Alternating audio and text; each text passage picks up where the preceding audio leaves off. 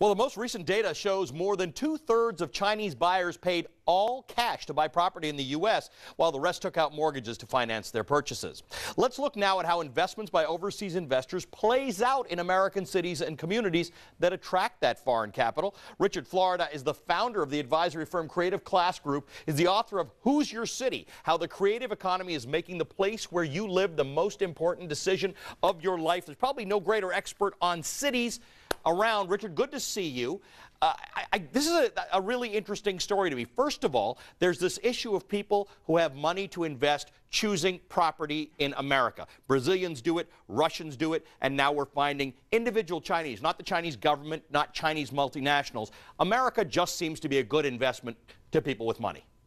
Yeah, and it's funny because Canadians are the #1 investor, followed by Chinese. And of course, the Chinese are pouring money into Toronto and Vancouver as well as U.S. cities. But I think what we're looking at is the globalization of the real estate market. When you and I were young, you know, mom and dad and our relatives bought a house in the town where they grew up. What's happened now is the real estate game has become global.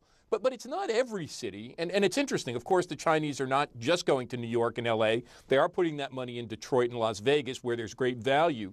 But it's a very small group of cities. What I like to say is the world isn't flat. The world is spiky. And when it comes to real estate investment, that investment from international buyers, foreign buyers in America, is going to New York, to L.A., if you're Latin American, less Asian, greater Miami, a little bit in San Francisco and a few other places, but it is very highly concentrated.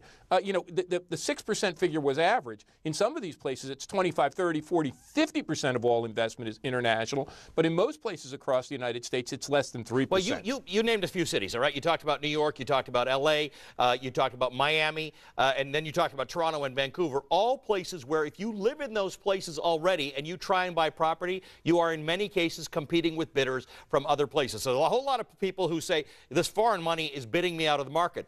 Beyond that, socioeconomically, good or bad for American cities to have all this foreign investment? Oh, it's absolutely good. You know, 20 years ago, people said the Japanese were going to buy up Rockefeller Center. The Japanese were going to buy up the Rust Belt. Japanese investment put a lot of American manufacturing firms back on track. They invested in those companies. They poured money into it. I mean, the fact that Chinese investors are buying not only, you know, those trophy properties in downtown New York, but they're buying in Flushing, you know, which is a big Chinese and Chinese-American community. The fact that they're buying in Toledo and Detroit, you know, bought the Detroit Free Press building that was going to ruin, those are good things, and they help to stabilize communities. But of course, as you said, sometimes it makes it a little bit tougher slog. You know, it's like going to college. And when I was going to college, I was competing against kids from my neighborhood. Right. Now you go to college, you're competing from kids from around the world. The same thing in these big spiky cities, these big major cities. If you want to buy a property in some of those great downtown neighborhoods, you are competing against investors from the world. But that money is making the city stronger, even though it may be making it more expensive for you, the consumer. You mentioned Toledo.